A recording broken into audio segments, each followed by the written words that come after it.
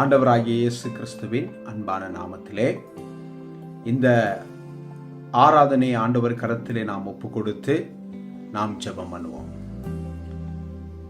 எங்களை அளவுக்கு அதிகமாய் நேசிக்கிற எங்கள் பரிசுத்தமுள்ள பரலோக தெய்வமே, இதோ இந்த அருமையான துதி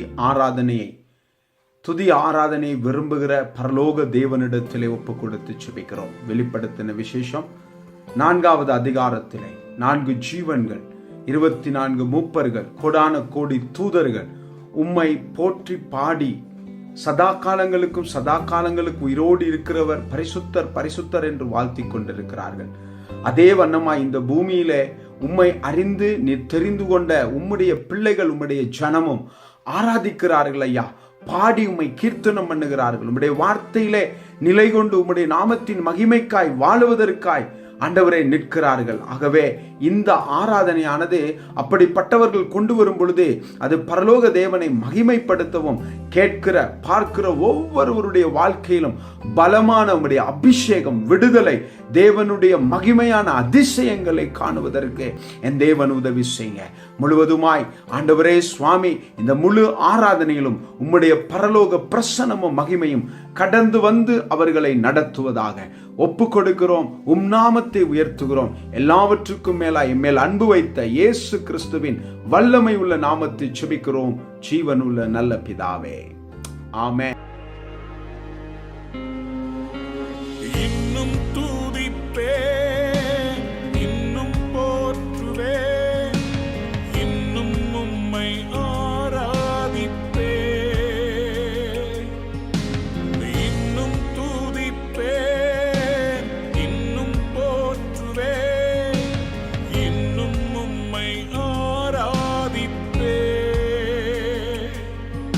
இக்காலமும்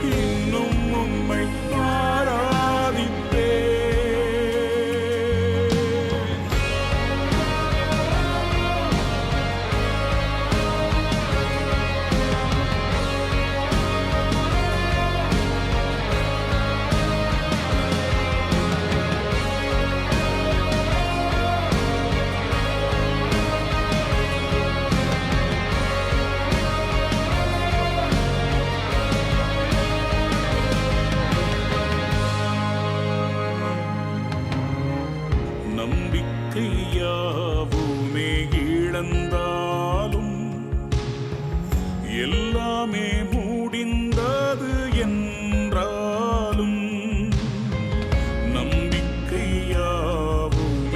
இழந்தாலும் எல்லாமே முடிந்தது என்றாலும் எந்தன் கல்லறையின் கல்லை புரட்டிடுவீர் என்னை மறுபடியும் உயிர் தேழும்பச் செய்வீர் எந்தன் கல்லறையின் கல்லை புரட்டிடுவீர் என்னை மறுபடியும் உயிர் தேழும்பச் செய்வீர் இன்னும் துதிப்பேன் இன்னும் போற்றுவேன் இன்னும் உம்மை ஆராதிப்பேன் இன்னும் துதிப்பேன் இன்னும் போற்றுவேன் இன்னும் உம்மை ஆராதிப்பேன் நல்லவர் வல்லவர் சர்வ வல்லவர் நல்லவர் வல்லவர் சர்வ வல்லவர் நல்லவர் வல்லவர் சர்வ வல்லவர் இயேசு நல்லவர் வல்லவர் சர்வ வல்லவர். சங்கீதம் 124 அதிகாரம். மனுஷர் நமக்கு விரோதமாய் எழும்பின போது கர்த்தர் தமது பக்கத்தில் இராவிட்டால், கர்த்தர் தாமே தமது பக்கத்தில் இராவிட்டால், அவர்கள் கோபம் நம்மேல் எரிக்கையில் நம்மை உயிரோடே விழுங்கியிருப்பார்கள். அப்பொழுது தண்ணீர்கள் நம்மேல் பாய்ந்து வெள்ளங்கள் நமது ஆத்துமாவின் மேல் பெருகி கொந்தளிக்கும் ஜலங்கள் தமது ஆத்துமாவின் மேல் புரண்டு போயிருக்கும் என்று இஸ்ரவேல் இப்பொழுது சொல்வதாக. நம்மை அவர்களுடைய பற்களுக்கு இரையாக ஒப்புக்கொடாதிருக்கிற கர்த்தருக்கு ஸ்தோத்திரம். வேடருடைய கண்ணிக்கு தப்பின குருவியைப் போல நம்முடைய ஆத்துமா தப்பிற்று. கண்ணி தெரித்தது, நாம் தப்பினோம். நம்முடைய சகாயம் வானத்தையும் பூமியையும் உண்டாக்கின கர்த்தருடைய நாமத்தில் உள்ளது. என் ஜீவன் நாட்களெல்லாம் என்றும் உம்மை சார்ந்திருப்பேன். என் ஜீவன் நாட்களெல்லாம் என்றும் உம்மை சார்ந்திருப்பேன். நான் நம்புவேன் உம்மை மட்டுமே. என் வாழ்வின் நம்பிக்கையே நீர்தானையா. நான் நம்புவேன் உம்மை மட்டுமே. என் வாழ்வின் நம்பிக்கையே நீர்தானையா. என் ஜீவன் நாட்களெல்லாம் என்றும் உம்மை சார்ந்திருப்பேன்.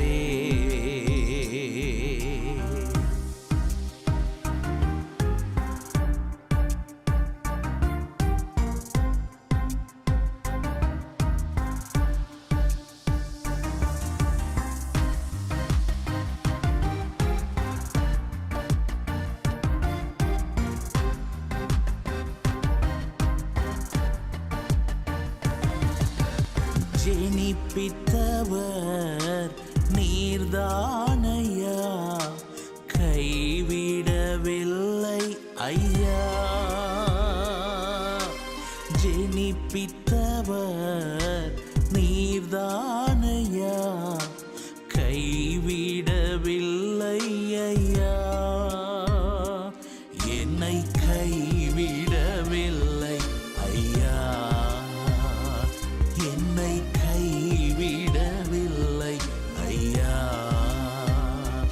நான் நம்புவேன் உம்மை மட்டுமே. என் வாழ்வின் நம்பிக்கையே நீர்தானையா. நான் நம்புவேன் உம்மை மட்டுமே. என் வாழ்வின் நம்பிக்கையே நீர்தானையா.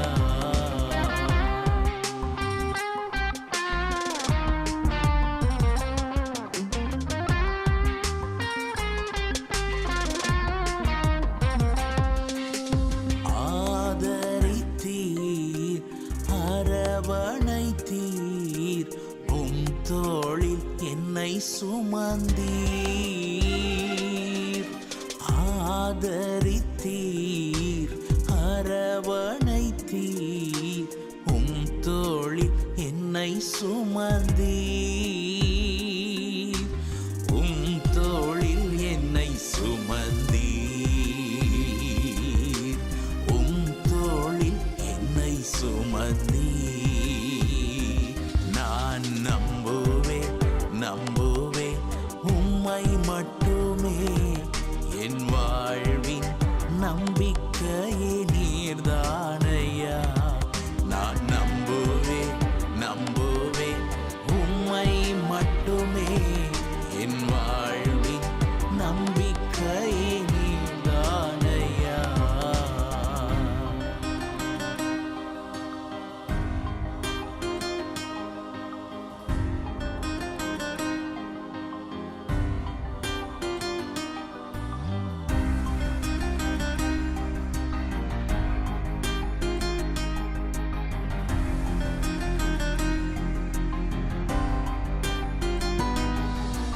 சோதனையோ வேதனையோ ஏசையா உம்மை நம்புவேன். சோதனையோ வேதனையோ ஏசையா உம்மை நம்புவேன். ஏசையா உம்மை நம்புவேன். ஏசையா உம்மை நம்புவேன். நான் நம்புவேன் உம்மை மட்டுமே, என் வாழ்வின் நம்பிக்கையே நீர்தானையா. நான் நம்புவேன் உம்மை மட்டுமே, என் வாழ்வின் நம்பிக்கையே நீர்தானையா.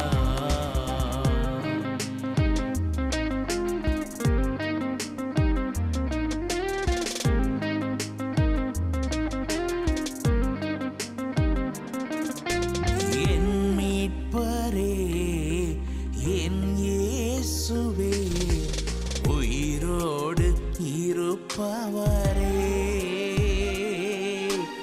என் மீட்பரே, என் இயேசுவே, உயிரோடு இருப்பவரே. உயிரோடு இருப்பவரே, என்றும் உயிரோடு இருப்பவரே. நான் நம்புவேன் உம்மை மட்டுமே, என் வாழ்வின் நம்பிக்கையே நீர்தானையா. நான் நம்புவேன் உம்மை மட்டுமே, என் வாழ்வின் நம்பிக்கையே நீர்தானையா. என் ஜீவ நாட்களெல்லாம் என்றும் உம்மை சார்ந்திருப்பேன். என் ஜீவ நாட்களெல்லாம் என்றும் உம்மை சார்ந்திருப்பேன். நான் நம்புவேன் உம்மை மட்டுமே, என் வாழ்வின் நம்பிக்கையே நீர்தானையா. நான் நம்புவேன் உம்மை மட்டுமே, என் வாழ்வின் நம்பிக்கையே நீர்தானையா. மார்க் 9 அதிகாரம் 38 வசனத்திலிருந்து 50 வசனம் வரை. அப்பொழுது யோவான் அவரை நோக்கி, போதகரே, நம்மை பின்பற்றாதவன் ஒருவன் உமது நாமத்தினாலே பிசாசுகளை துரத்துகிறதை கண்டோம். அவன் நம்மை பின்பற்றாததினால் அவனை தடுத்தோம் என்றார். அதற்கு இயேசு, அவனை தடுக்க வேண்டாம்.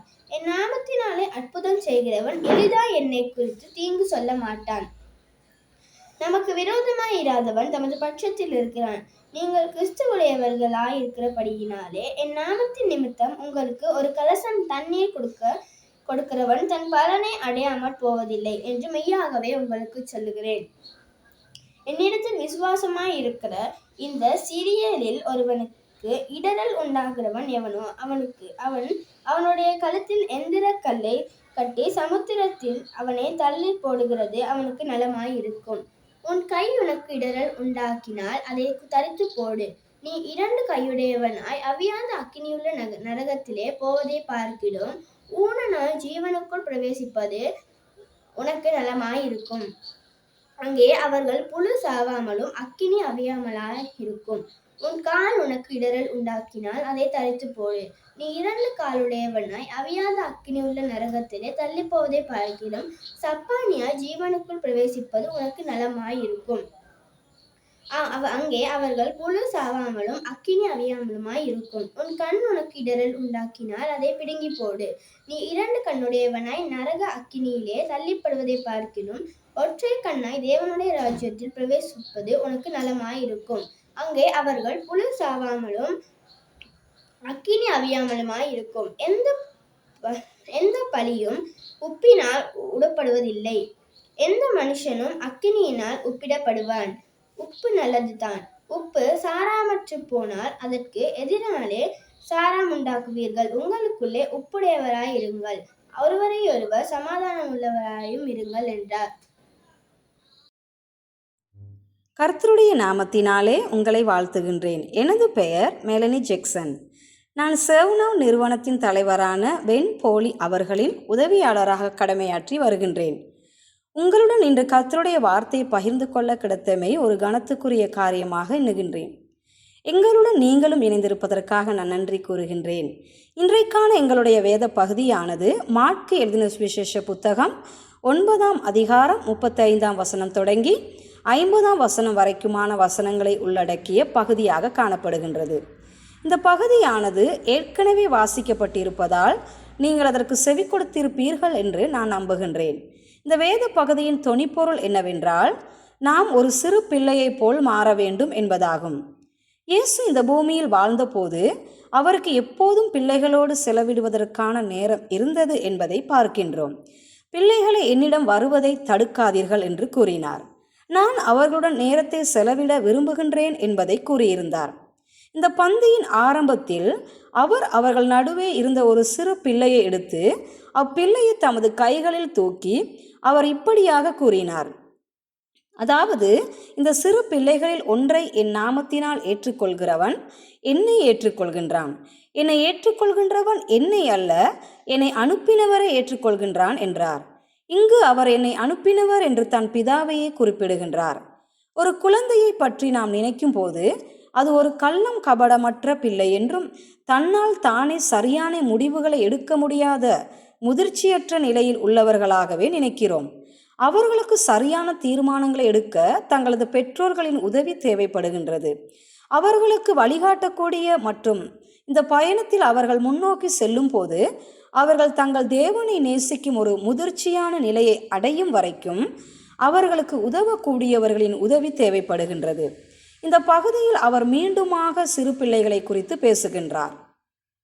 42வது வசனத்தில் இயேசு இவ்வாறு கூறுகின்றார்: என்னிடத்தில் விசுவாசமாய் இருக்கின்ற இந்த சிறியவர்களில் ஒருவனுக்கு இடரல் உண்டாக்குகின்றவன் எவனோ அவனுடைய கழுத்தில் ஏந்திரக்கல்லை கட்டி சமுத்திரத்தில் அவனை தள்ளி போடுகிறது அவனுக்கு நலமாயிருக்கும் என்று கூறுகின்றார். பிள்ளைகள் எவ்வளவு முக்கியமானவர்கள் மற்றும் விலை உயர்ந்தவர்கள் என்பதை இயேசு மீண்டும் இங்கே தெளிவுபடுத்துவதை பார்க்கின்றோம். ஒரு பெரிய பாறை அல்லது ஏந்திரக்கல்லை கழுத்தில் கட்டி சமுத்திரத்தில் போட வேண்டும் என்ற உதாரணத்தை பாவிப்பதற்கூடாக அத்தகைய செயலின் பாரதூரத்தை பற்றி அவர் சித்தரிப்பதை நாம் இங்கு பார்க்கின்றோம். இந்த சிறியரில் ஒருவன் இடறுவதற்கு தடைக்கல்லாய் ஒருவன் இருப்பானானால் அவன் கழுத்தில் இந்த பெரிய ஏந்திரக்கல்லை கட்டி கடலில் வீசுவது நல்லது என்றார். வேறு வார்த்தைகளில் கூறுவதானால் அப்படிப்பட்டவர்கள் கொல்லப்பட வேண்டும் என்பதே அதன் அர்த்தம். இதற்கூடாக நாம் கவனிக்கும் காரியம் சிறு பிள்ளைகள் எவ்வளவு முக்கியம் வாய்ந்தவர்கள் என்பதாகும். இந்த வேதாகம பகுதியின் நடுப்பகுதியில் குறிப்பிடப்பட்டிருக்கும் இன்னொரு முக்கிய விடயத்தை நான் வெளியே கொண்டு வர விரும்புகின்றேன். நமக்கு விரோதமாய் இராதவன் நம் பட்சத்தில் இருக்கின்றான் என்பதாக 40வது வசனம் நமக்கு கூறுகின்றது. இது உண்மையில் ஒரு சுவாரஸ்யமான அறிக்கையாக காணப்படுகின்றது. நமக்கு எதிராக வருபவர்கள் என்று கூறும்போது நம் விசுவாசத்தை எதிர்ப்பவர்களையும் அதிநிமித்தம் நம்மை எதிர்ப்பவர்களையும் பற்றியே நாம் நினைக்கின்றோம். நமக்கு விரோதமாய் இராதவன் நம் பட்சத்தில் இருக்கின்றான் என்ற வார்த்தையானது இயேசு கூறிய அவருடைய சொந்த வார்த்தையாக காணப்படுகின்றது. இதை குறித்து வேதத்தில் மற்ற இடங்களில் பார்த்தபோது அவர் இங்கு இவ்வாறு குறிப்பிடும் நபர் சமாதானத்தின் நபர்தான் என்று என்னை நினைக்க தூண்டியது. நீங்கள் ஒரு புதிய பகுதிக்கு அல்லது புதிய நகரத்திற்கு அல்லது ஒரு புதிய சுற்றுப்புறத்துக்கு ஒரு புதிய சமூகத்திற்கு இயேசு கிறிஸ்துவின் சீஷர்களாக செல்லும் போது நீங்கள் அந்த இடத்திலே ஒரு சமாதானத்தின் நபரை தேடுவீர்கள்.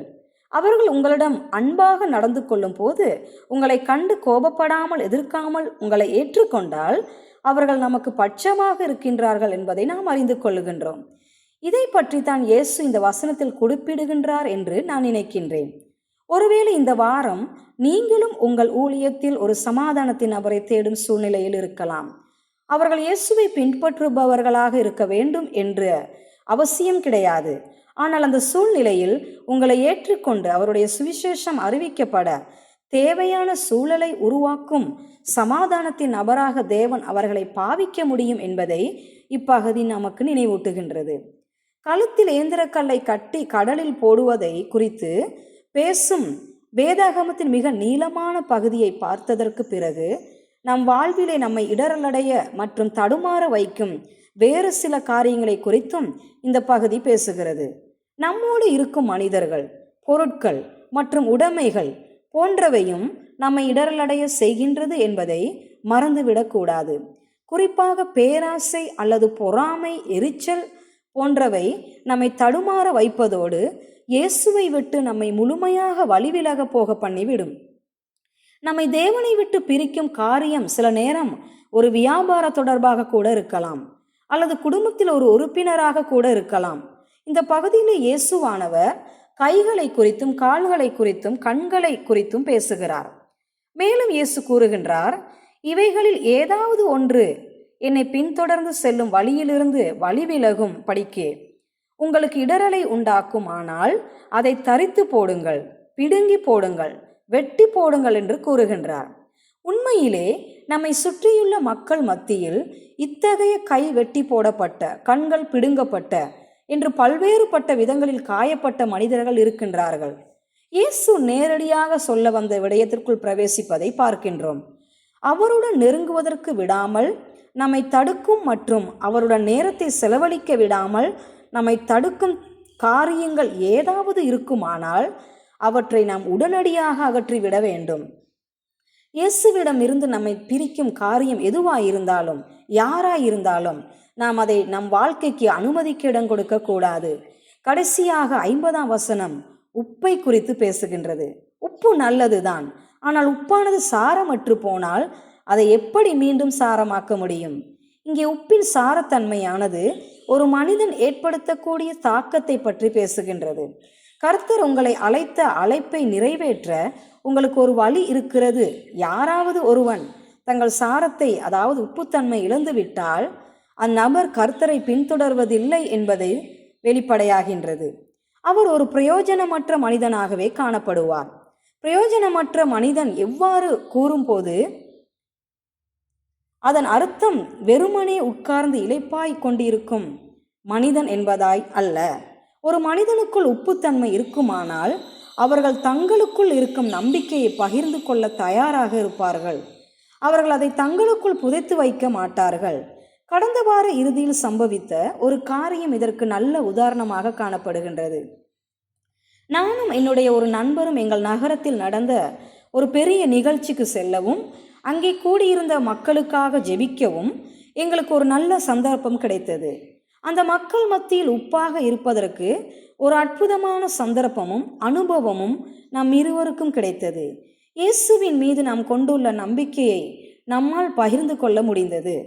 எனவே இயேசுவின் மீது நீங்கள் கொண்டுள்ள நம்பிக்கையை பகிர்ந்து கொள்ள இந்த வாரம் உங்களுக்கு ஒரு வாய்ப்பு கிடைக்க வேண்டும் என்று ஜெபிக்கின்றேன். நம்மை சுற்றி எத்தனையோ பேர் இருக்கிறார்கள், எத்தனையோ பேர் இறந்து கொண்டிருக்கிறார்கள். அவர்களுக்கு இந்த நம்பிக்கை தேவை. நாம் அதை நமக்குள்ளே வைத்துக்கொள்வோமானால் உண்மையில் அது ஒரு சுயநலம். எனவே நாம் எங்கள் நம்பிக்கையை மற்றவர்களுடன் பகிர்ந்து கொள்வோம். உப்பினுடைய சாரத்தை நாம் நமக்குள்ளே வைத்துக்கொள்வதோடு ஒருவரோடொருவர் சமாதானமாகவும் இருக்க வேண்டும் என்று தேவனுடைய வார்த்தை நமக்கு போதிக்கின்றது. மீண்டும் சமாதானத்தை பற்றி பார்க்கும்போது நாம் நம்மை சுற்றியுள்ளவர்களுடன் இணக்கமாக இருக்க வேண்டும் என்பதை வலியுறுத்துகின்றது. நம்மை சுற்றியுள்ளவர்கள் இயேசுவை அறிந்த விசுவாசிகளாக இருந்தாலும் இல்லாவிட்டாலும் நாம் அவர்களுடன் சமாதானமாக இருக்க அழைக்கப்பட்டுள்ளோம். இந்த செய்திக்கு செவிசாய்த்ததற்காக உங்களுக்கு நன்றி கூறுகின்றேன். கர்த்தர் தாமே உங்களை ஆசீர்வதிப்பாராக. ஆமேன். என் தகப்பனே, நீர் செய்த நன்மைகளை சொல்லி முடியாதையா, அதை எண்ணி முடியாதையா. என் தகப்பனே, நீர் செய்த நன்மைகளை சொல்லி முடியாதையா, அதை எண்ணி முடியாதையா. உள்ளத்தின் ஆழத்தில் இருந்து, என் உள்ளத்தின் ஆழத்தில் இருந்து நன்றி சொல்கின்றேன், உம்மை பாடுகின்றேன். நன்றி சொல்கின்றேன், உம்மை பாடுகின்றேன். என் தகப்பனே, நீர் செய்த நன்மைகளை சொல்லி முடியாதையா, அதை எண்ணி முடியாதையா.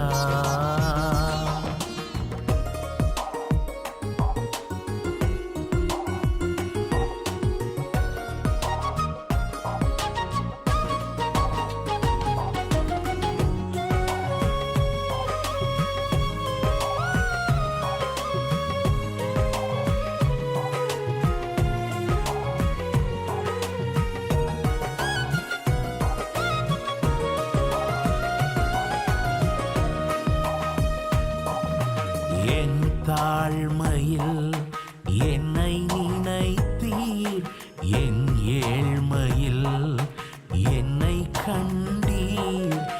என் தாழ்மையில் என்னை நினைத்தீர், என் ஏழ்மையில் என்னை கண்டீர்.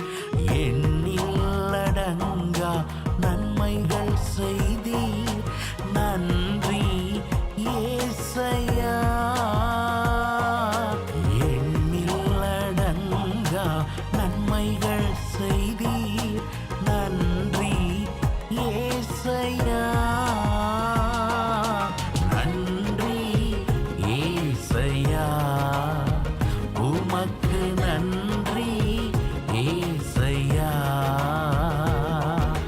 நன்றி ஏசையா, உமக்கு நன்றி ஏசையா.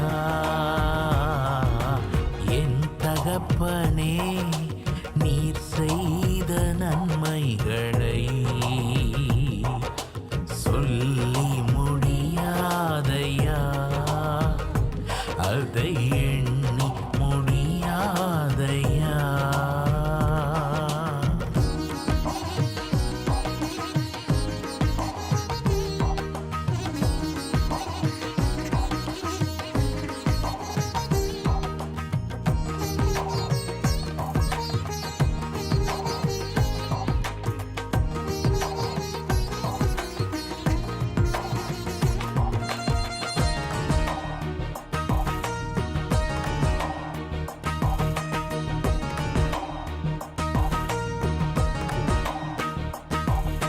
புழுதியிலே கிடந்த என்னை கிருபையினால் தூக்கினீரையா. புழுதியிலே கிடந்த என்னை கிருபையினால் தூக்கினீரையா. கண்ணீர்களாலே நன்றி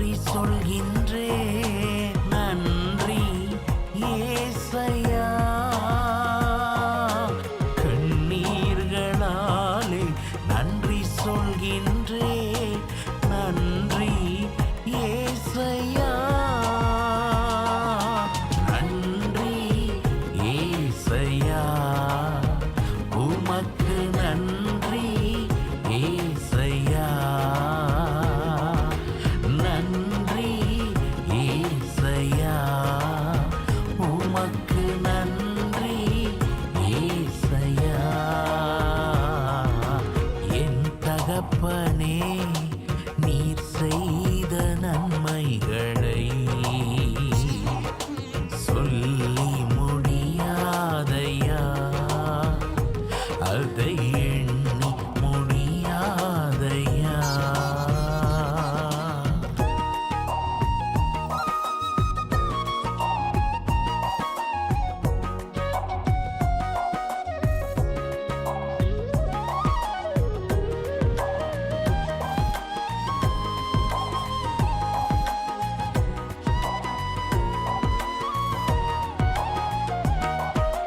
கடந்து வந்த பாதைகளை நினைத்து தினம் நன்றி சொல்வேன். கடந்து வந்த பாதைகளை நினைத்து தினம் நன்றி சொல்வேன். உயிருள்ள வரையில் துதித்திடுவேன். நன்றி ஏசையா, உயிருள்ள வரையில் துதித்திடுவேன். நன்றி ஏசையா, நன்றி ஏசையா, உமக்கு நன்றி ஏசையா, நன்றி ஏசையா, உமக்கு நன்றி ஏசையா. என் தகப்பனே, நீர் செய்த நன்மைகளை சொல்லி முடியாதையா, அதை எண்ணி முடியாதையா. என் தகப்பனே, நீர் செய்த நன்மைகளை சொல்லி முடியாதையா, அதை எண்ணி முடியாதையா. உள்ளத்தின் ஆழத்தில் இருந்து, என் உள்ளத்தின் ஆழத்தில் இருந்து நன்றி சொல்கின்றேன், உம்மை பாடுகின்றேன். நன்றி சொல்கின்றேன், உம்மை பாடுகின்றேன். என் தகப்பனே, நீர் செய்த நன்மைகளை சொல்லி முடியாதையா, அதை எண்ணி முடியாதையா. அன்பின் மகா கிருபை நிறைந்த தேவனே, இந்த அருமையான நாளிலும் இதுவரை அப்பா உம்மை பாடி பாடலுக்கூடாக நன்றி சொல்ல கொடுத்த கிருபைக்காக நன்றி. அதே வண்ணம் அப்பா, நாங்கள் இதுவரை செவிமடுத்த தேவ செய்திக்காக நன்றி சுவாமி. அந்த தேவ செய்தியை பகிர்ந்து கொண்டவர்களுக்காக நன்றி சொல்லுகிறோம். அப்பா, இந்த நாளிலும் நீர் எங்களோடு பேசின ஒவ்வொரு வார்த்தைகளுக்காக நன்றி. ஆமாண்டவரே, அந்த வார்த்தையானது 30, 60, 100 பலன் கொடுக்கத்தக்கதாக இந்த நாளிலே எங்கள் வாழ்க்கையிலே கிரியை செய்ய நீர் எங்களுக்கு கிருபை கட்டளையிடும்படி நாங்கள் ஜெபிக்கின்றோம். ஆமாப்பா, விசேஷமாக அநேகருக்கு சாட்சியுள்ளவர்களாக, அநேகருக்கு எடுத்துக்காட்டும் பிள்ளைகளாக, அநேகரை உம்மண்டை வழிநடத்தும் பிள்ளைகளாக நீர் எங்களை மாற்றும்படியாக நாங்கள் மன்றாடுகிறோம். உமது வார்த்தையை நாங்கள் செவிமடுத்து அப்படியே இருந்து விடாதபடி அதை எங்கள் வாழ்க்கையிலே செயல்படுத்தத்தக்கதான கிருபையால் எங்களை நிரப்பும்படியாக நாங்கள் ஜெபிக்கின்றோம். இந்த நாளிலும் ஆண்டவரே அப்பா, இதுவரை நடத்தின தேவன் தொடர்ந்தும் எங்களுடைய எதிர்காலத்தை உங்களுடைய கரத்தில் ஒப்பு கொடுக்கிறோம். செய்தியை கேட்ட வண்ணம் அப்பா, எதிர்காலத்திலே அநேகருக்கு ஆசீர்வாதமாய் இருக்க நீர் கிருபை கட்டளிடுங்க. அதே போல் இந்த வேளையிலும் இந்த பணியிலே ஈடுபட்டிருக்கிற ஒவ்வொருவருக்காக நாங்கள் ஜெபிக்கின்றோம். சுவாமி, ஒரு அருமையான பணி அவர்களுக்கு கொடுத்திருக்கிறீங்க. தொடர்ந்து அவர்களை பலப்படுத்துங்க. அநேகருக்கு உமது வார்த்தை சுவிசேஷமானது கடந்து செல்லத்தக்கதாக நீர் அவர்களை பயன்படுத்துகிற கிருபைக்காக நன்றி. தொடர்ந்து பலப்படுத்துங்க, ஆசீர்வதிங்க. இந்த அருமையான நாளுக்காக நன்றி. தொடர்ந்து மிகுதியான நாட்களை உங்களோட கருத்தில் ஒப்பு கொடுக்கிறோம். இயேசுவின் நாமத்தில் ஜெபிக்கின்றோம் நல்ல பிதாவே, ஆமென். அறிவெல்லாம் கடந்த கடவுளின் சமாதானம் உங்கள் மனமெல்லாம் நிறையட்டும். கடவுளையும் அவர் மைந்தன் இயேசு கிறிஸ்துவையும் பற்றிய அறிவிலும் அன்பிலும் அது உங்கள் நிலை கொள்ளச் செய்யட்டும். தந்தை, மைந்தன், புனித ஆவியானவராகிய அனைத்து வல்ல கடவுளின் ஆசி எப்போதும் உங்கள் மீதும் உங்களோடும் நிறைவாய் என்றும் தாங்குவதாக. ஆமென்.